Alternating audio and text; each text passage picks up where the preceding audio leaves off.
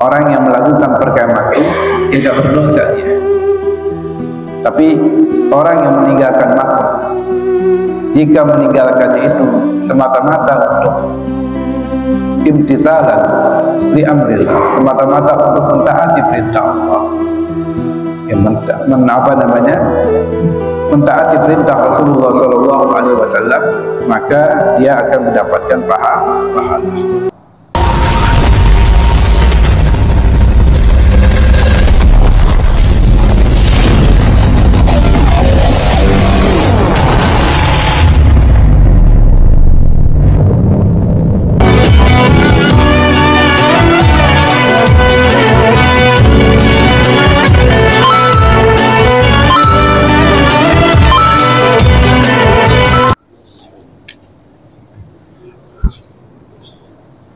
Assalamualaikum warahmatullahi wabarakatuh. Alhamdulillahirabbil alamin wa bihi nasta'inu ala umuri dunya waddin.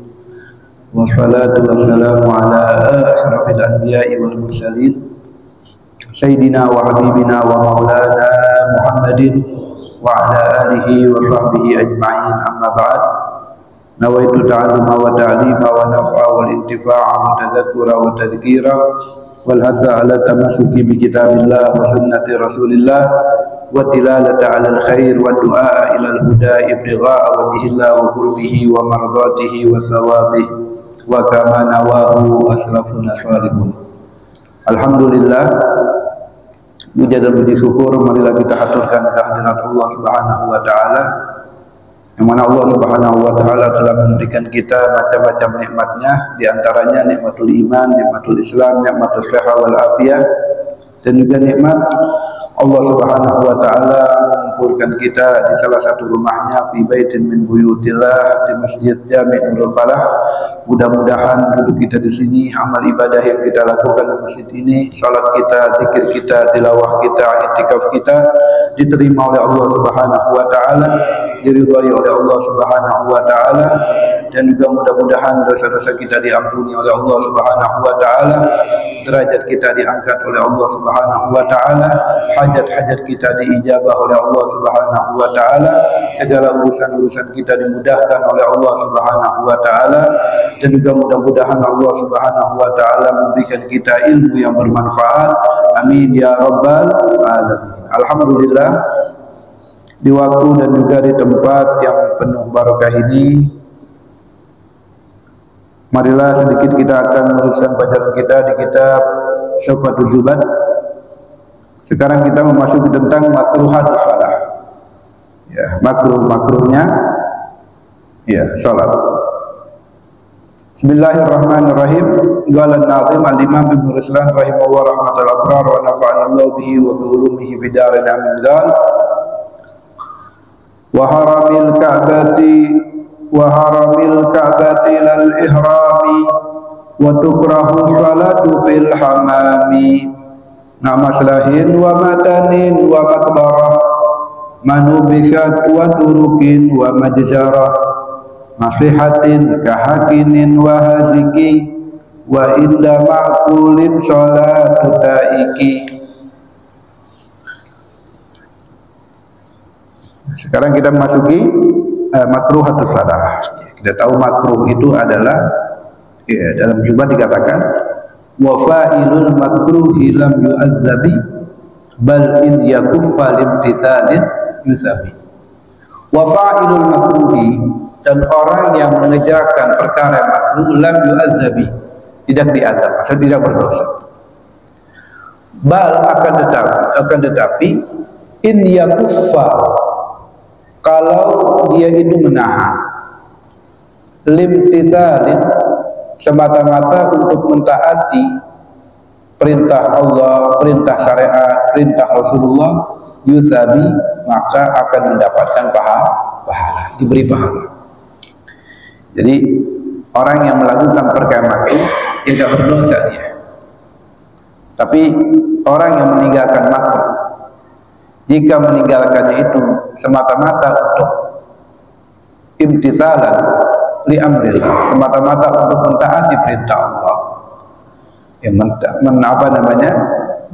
mentaati perintah Rasulullah Shallallahu Alaihi Wasallam, maka dia akan mendapatkan pahala. Dan dalam salat ini makruhatus shalah ini terbagi menjadi 4. Ada makruhnya salat dilihat dari segi tempatnya, min nahiyatil makan. Ada makruhnya salat itu min nahiyati halil musalli, dari keadaan orang yang salat menjadi makruh salatnya. Yang ketiga, min nahiyati mukhalafati ba'dhi sunan atau tarkiha. Makruh salat itu dilihat dari karena dia itu melanggar daripada sebagian sunnah-sunnah salat, atau dia meninggalkan daripada sunnahnya salat menjadi makruh. Ada lagi makruhnya salat dilihat dari min nahiyati fi'liha, dari perbuatannya dia. Ya, perbuatannya dia menjadi makruh salatnya. Itu ada 4 macam. Yang pertama min nahiyatil makan, dari tempat. Sini dikatakan wa tukrahu sholatu fil hammam, dan dimakruhkan salat di hammam. Ya, hammam itu adalah al-mu'addu lil ghusli, tempat yang disiapkan untuk mandi saja, faqat. Al-mu'addu lil ghusli faqat, tempat yang disiapkan untuk mandi saja. Jadi kamar mandi. Yang enggak ada buang hajatnya enggak ada. Ya, jadi dalam bahasa Arab itu ada yang mandi, tempat mandi yang khusus untuk mandi aja, itu namanya hammam. Tapi kalau khusus untuk buang hajat, itu namanya mirhab. Jadi kalau salat di hammam ini hukumnya makruh. Hukumnya ya, tempat yang di situ hanya untuk mandi saja ya, yang bukan untuk di situ ada buang hajatnya. Ya, enggak ada WC-nya. Maka hukumnya makruh. Ini dari segi tempat. Di hadis disebutkan dalam hadis sahahahu isnaduhu Ibnu Hibban, yang mana Ibnu Hibban mensahihkan sanad hadis ini. Kata Nabi, al-ardu kulluha masjid illa al-hammam wal maqbarah. Bumi ini semuanya masjid. Maksudnya boleh untuk kita salat. Illa al-hammam wal maqbarah, kecuali kamar mandi yang disiapkan hanya untuk mandi saja, wal hammam dan wal maqbarah, dan juga kuburan.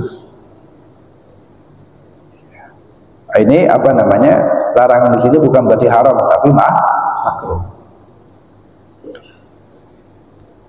Kemudian tempat juga yang dimakruhkan untuk salat ma'maslakhin. Ya, ma'maslakhin wa ma'tanin wa maqbar. Yang kedua masrah. Apa itu masrah? Al-makan al-mu'addu li khalqis thiyab fihi, tempat yang disiapkan untuk mengganti baju. Ya, biasa kalau orang Arab itu ada kamar mandi khusus untuk mandi saja, namanya hammam. Ada masrah. Masrah itu untuk dia ganti baju. Ini juga makruh. Ya, hukumnya juga makruh. Kenapa dikatakan li'annahu ma'wa syayatin? Karena kamar mandi, kemudian juga tempat di situ disimpan baju adalah ma'wa syayatin, tempatnya syaitan. Wa mithlul hammam, juga yang seperti kamar mandi yang dimakruhkan adalah al-aswaq, yaitu pasar. Ya, salatnya di pasar. Ini hukumnya makruh. Kemudian wa mawadhi'ul khamri, tempat yang di situ dijual atau dikonsumsi minum-minuman keras. Ini juga hukum tempatnya makruh. Ya, kita salat di tempat tersebut. Wal hasyis, atau obat-obatan. Obat-obatan yang bikin mabuk ya, seperti ganja, ekstasi dan lain sebagainya. Tempat-tempat di situ, ya, diskotik, tempat ini, ini hukumnya makruh. Wal qumar, dan juga tempat orang bermain judi di situ. Makruh. Wal makas, tempat di situ orang yang transaksi pajak. Nah, ini hukumnya juga makruh karena dalam Islam itu nggak mengenal pajak ya. Adanya zakat. Kemudian wal kanais wa nahwiha. Ya, begitu juga apa namanya? Tempat peribadatan orang Yahudi dan juga peribadatan orang apa namanya? Kristen ya, gereja. Nah, ini tempat ibadahnya mereka, Buddha dan sebagainya, hukumnya kita salat di sana hukumnya makruh. Dan juga waktu kerahu aidan fi ma'tanin, yaitu ma'tan, yaitu tempat apa namanya kandang daripada onta, ya, kandangnya onta atau onta apa namanya meminum di tempat tersebut, itu namanya tempatnya ma'tan. Nah, ini hukumnya kandang onta, hukumnya makruh. Nah, disebutkan dalam hadis illam tajidu makanan untuk sholat, jika kalian tidak mendapatkan tempat untuk sholat, akan tapi kalian mendapatkan hanya kandang kambing dan kandang onta, kata Nabi, sallu fi marabibil ghanam wala tusalli fi aqadil ibil. Ya, kalau ada dua pilihan aja, ada kandang onta, ada kandang kambing, maka kata Nabi, pilihlah kandang kambing.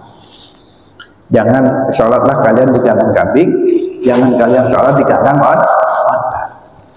Fa innahu khilqat minasyayati, karena tempat tersebut diciptakan untuk saya. Ya, kandang-kandang daripada, dan juga bisa apa namanya menghilangkan daripada kehusuan. Wa ma'lum, dan diketahui anna amakinal mawashi mutlaqan in tanajjasat lam tasihha sholatuhu fiha bila hal. Nah, tempat kandang hewan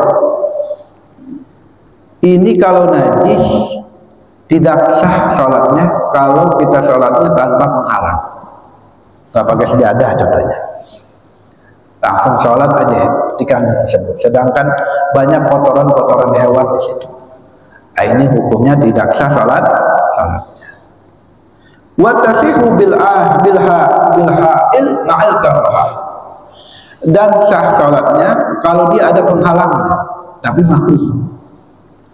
Kalau dia tetap sholat di kandang, ya di kandang apa namanya hewan mau di apa namanya di mana, mau di kandang onta, di kandang kambing, di kandang sapi, di kandang apa namanya kerbau dan lain sebagainya, kandang ayam, ya, maka apa namanya hukumnya makruh kalau dia itu pakai sejadah lah, menghalang. Sejadahnya bersih, dia suci, kemudian dia sholat di atas sejadah, maka apa namanya hukumnya makruh. Tapi kalau tidak ada penghalang, langsung sholat di tempat tersebut, nah ini hukumnya tidak sah sholatnya. Kemudian wafi makbarah, ya, wa makbarah manubishat. Kemudian juga yang dimakruhkan adalah tempat kuburan, ya, yang suci ya, manubishat, selama kuburannya itu yang bukan habis digali, yang bukan digali. Ya kayak apa namanya kuburannya sudah apa namanya sudah nggak digali, sudah jadi ya, atau yang tempat makam-makam. Nah, ini tempat sholat di tempat makam-makam tersebut, itu hukumnya hukumnya.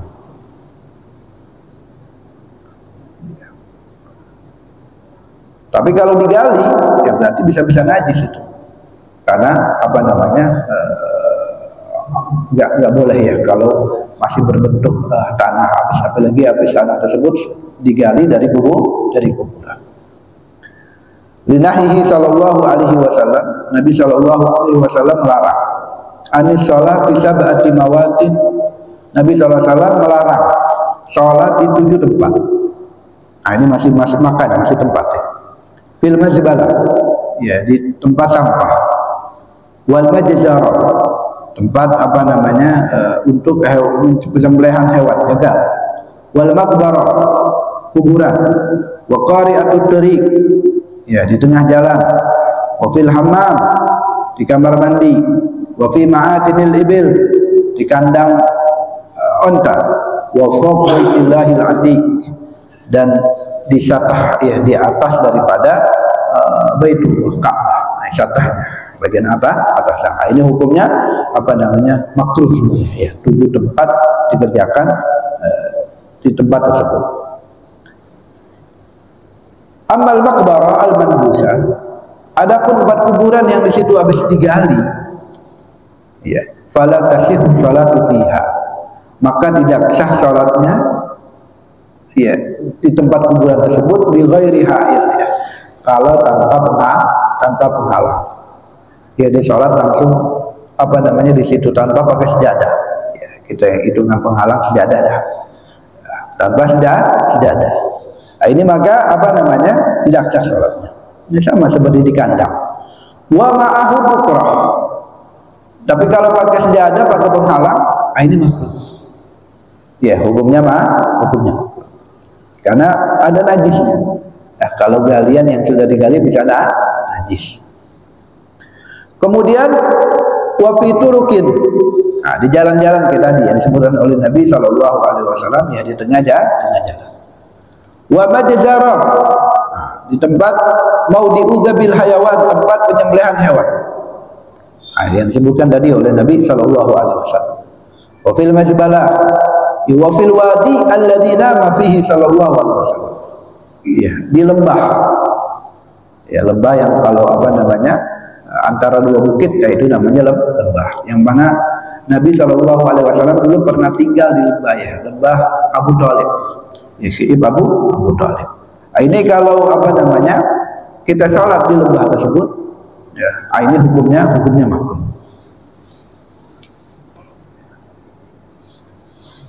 Iya, walaupun sah sholatnya, tapi makruh.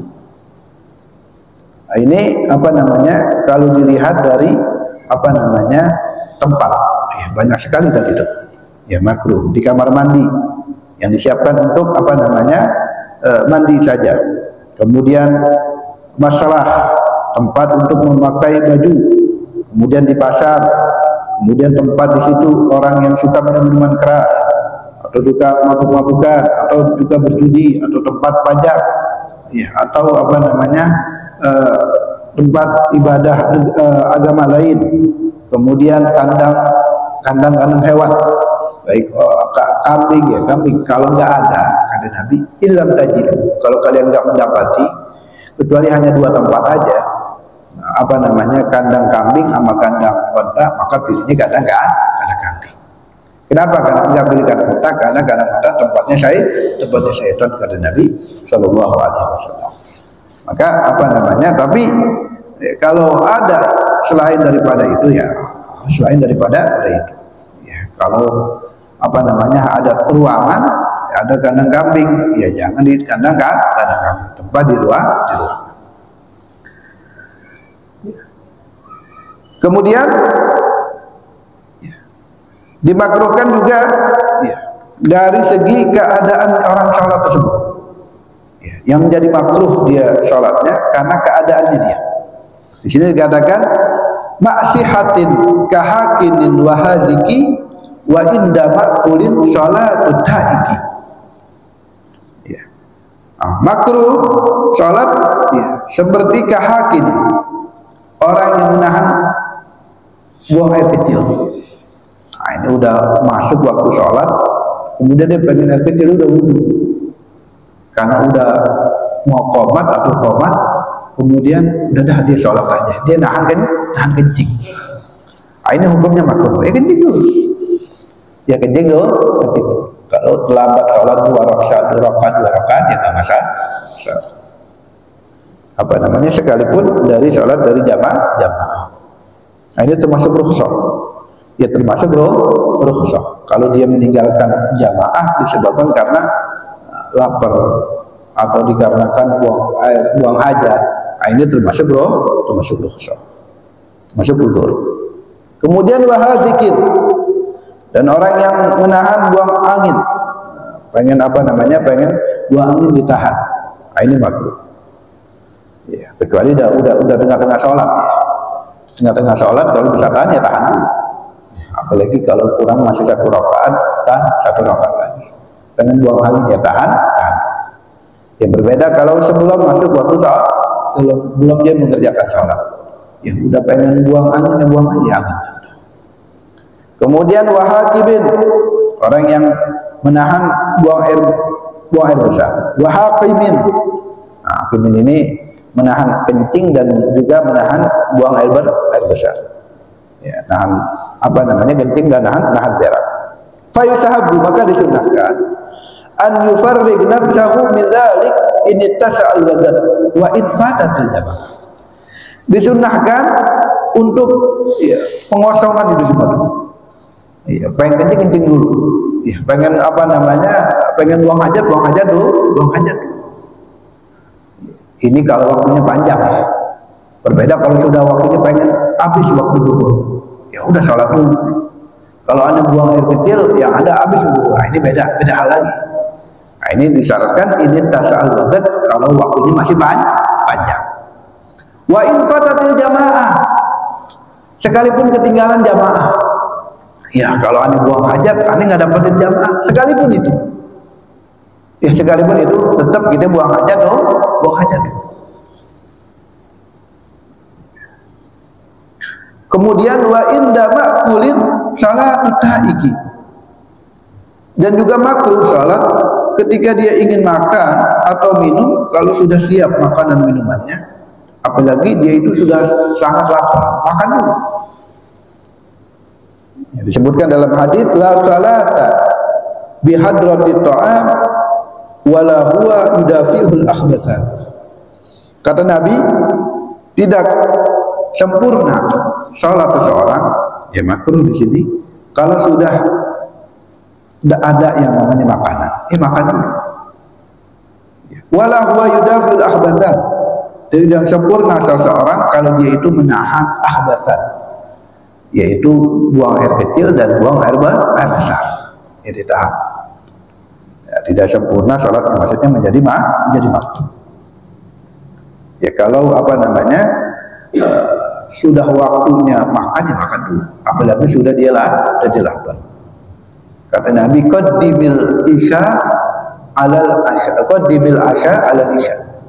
Dahulukanlah makan malam daripada salat isya. Kalau dia udah lapar yang sangat, apalagi makanan udah siap, dari sekarang udah tinggal ngambil doang, udah apa namanya, kalau sudah lapar makan, biar apa, salatnya khusus, jadi nggak pikiran makan.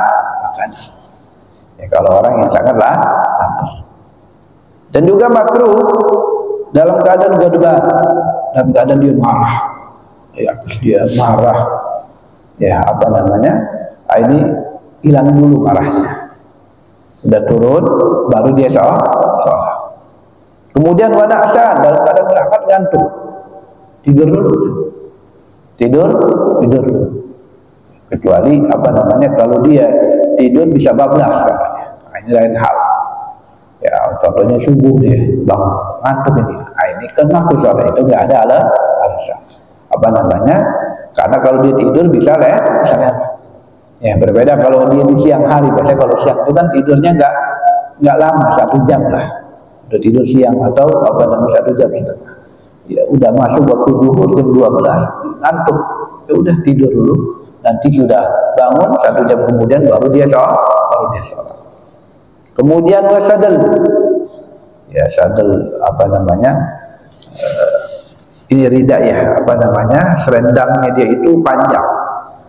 Ujungnya itu menyentuh ke ya, yang kanan sama yang kiri, dua-duanya dia itu menyentuh sampai menyentuh ke bumi ketika dia jalan. Nah, ini makruh kalau orang sholat pakai tersebut. Kemudian juga wal isbal. Nah, isbal ini kain dia atau celananya itu melewati daripada kedua mata kaki. Nah, ini hukumnya makruh. Bisa haram idza kana lil khuyala, kalau dia sombong. Kalau dia sombong sah.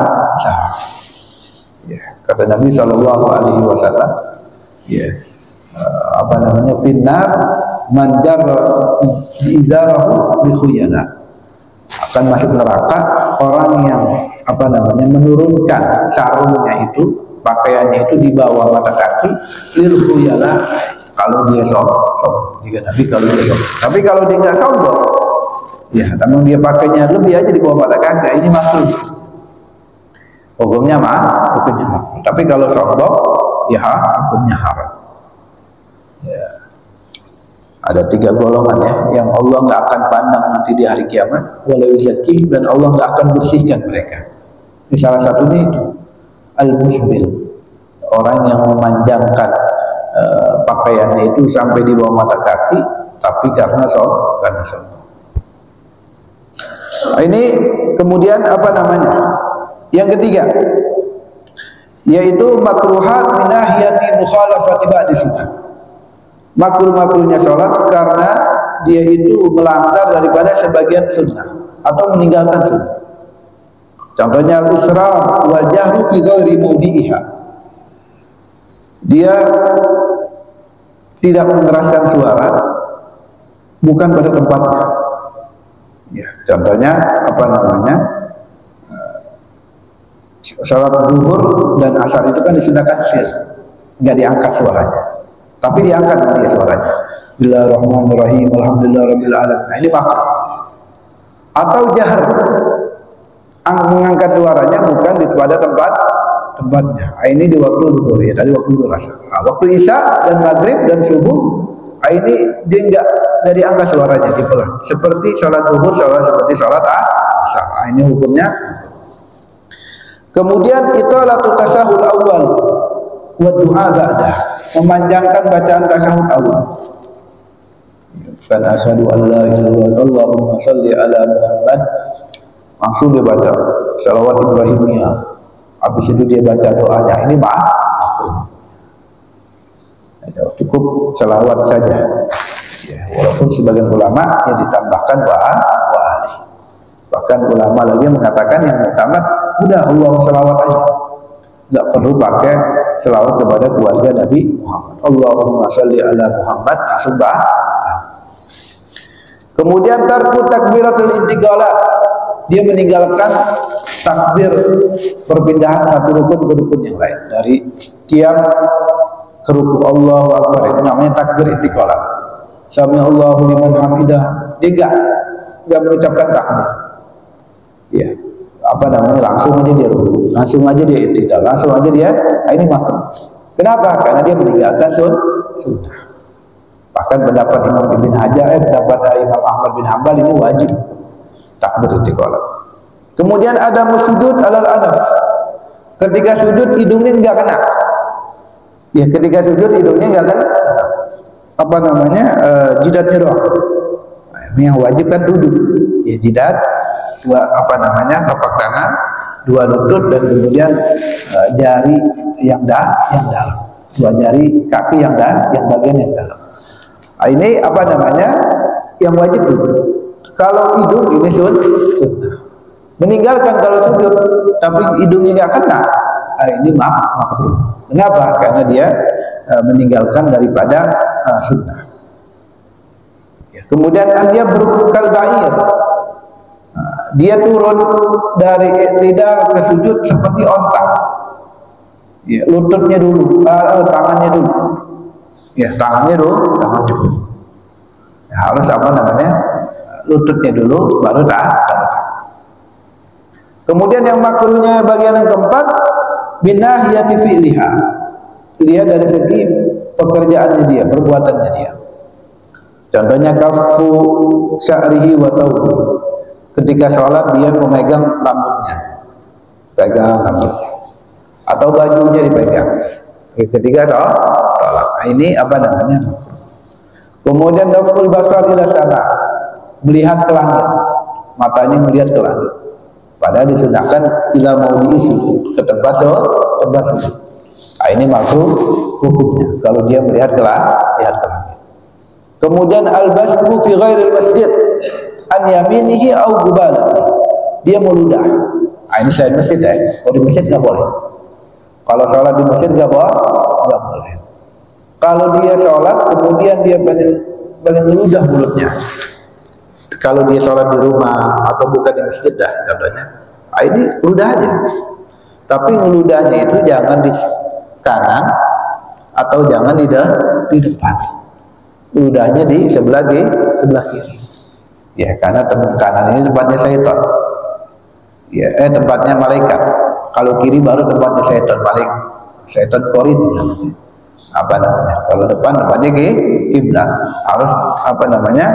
Meludahnya di sebelah kiri. Ya bukan dalam salat aja, dalam sehari-hari kita juga gitu. Ya, kita meludahnya di sebelah kiri. Jangan di sebelah apa namanya kanan atau depan. Kemudian tasbih, ketika sholat dia tasbih. Ya, masukkan jari ke jari yang lainnya. Jari yang satu ke jari yang lainnya. Ini makruh. Kemudian juga makruh mugharatul imam fil af'al. Membarengi perbuatan imam. Ya, imam ruku di bareng Allah, rukunya bareng. Ini enggak. Disunahkan kan imam dulu ruku baru makmum ruku. Ini enggak. Kita barengin sama rukunya imam, iktidalnya imam.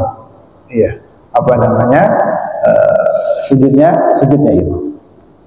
Ya, yang penting jangan takbiratul ihram. Yang penting jangan takbiratul ihram.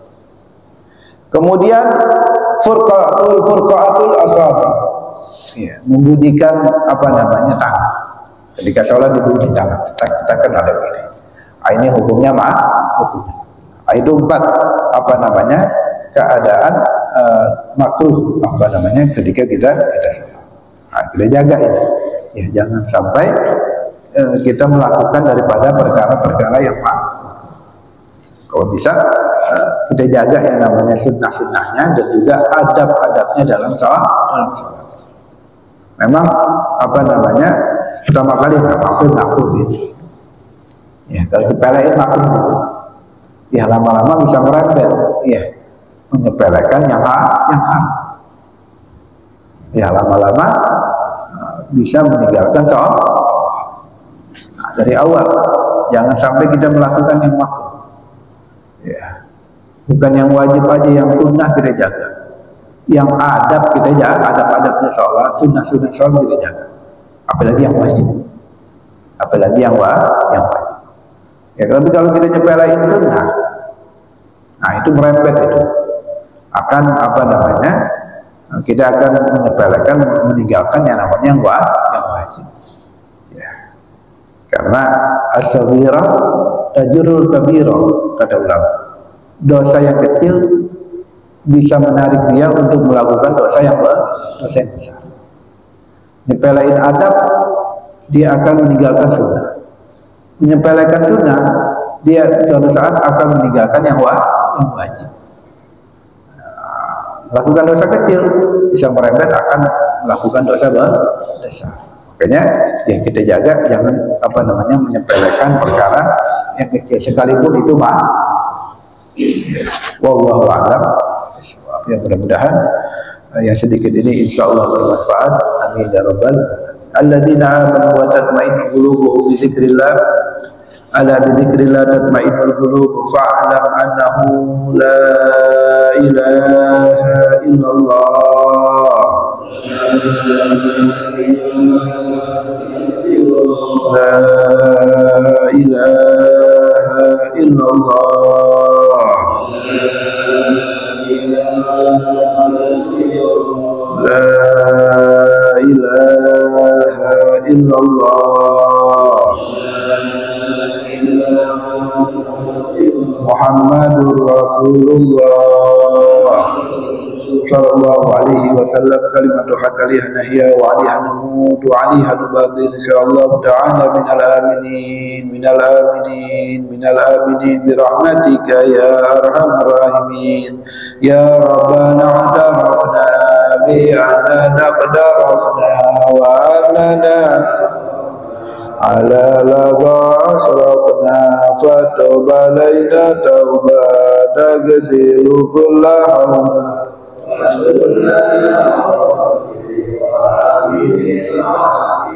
Rabbi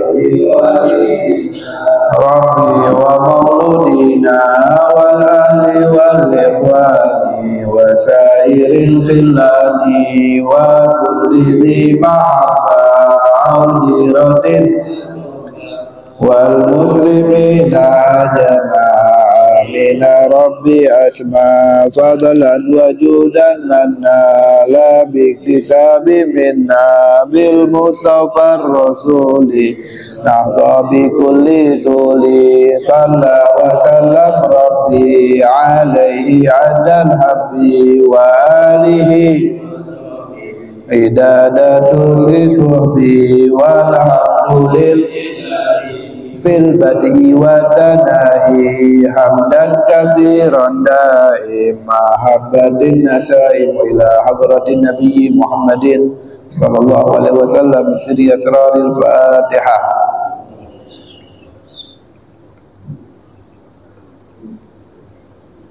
Kurang lebih mohon maaf. Assalamualaikum warahmatullahi wabarakatuh.